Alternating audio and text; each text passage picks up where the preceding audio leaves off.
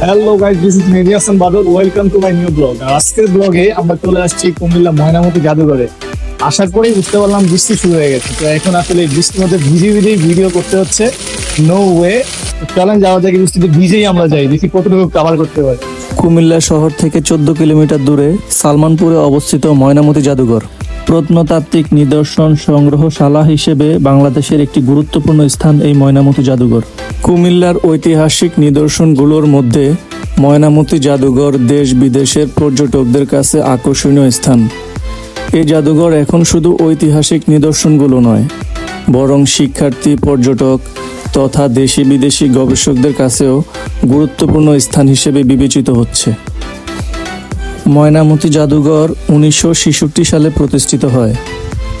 কুমিল্লার শালবন বিহার, আনন্দ বিহার, শ্রী ববদের মহাবিহার, কটিলা মুড়া, চারপত্র মুড়া, রূপবান মুড়া, ইটাখোলা মুড়া, রানীর বাংলা, ভোজবিহার রাজবাড়ি সহ বিভিন্ন বিহার খননকালে পুরনো দিনের অনেক মূল্যবান পুরা সামগ্রী খুঁজে পাওয়া যায়। এইসব পুরা বস্ত্র সংরক্ষণ ও প্রদর্শনের জন্যই শালবন বিহারের দক্ষিণ পাশে শালবনকে সামনে রেখে পশ্চিমমুখী একটি জাদুঘর স্থাপন করা হয়।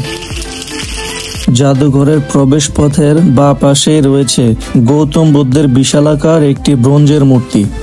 তার পাশেই রয়েছে বেলে পাথরের দণ্ডায়মান বুদ্ধের মূর্তি, যা আনুমানিক 7ম শতকের দিকে তৈরি। এই ময়নামতি জাদুঘরে সর্বমোট 42টি প্রদর্শনী আধার সংরক্ষণ করা হয়েছে।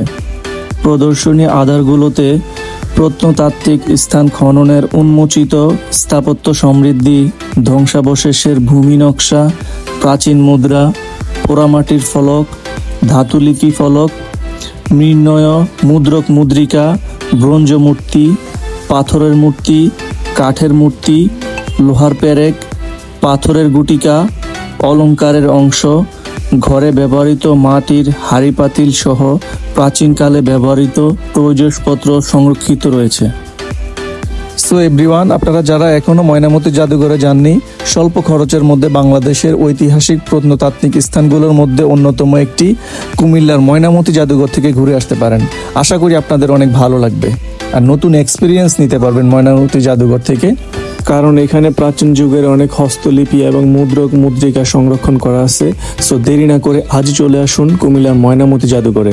আর হ্যাঁ, আমাদের ভিডিওটি ভালো লাগলে অবশ্যই শেয়ার করতে ভুলবেন না।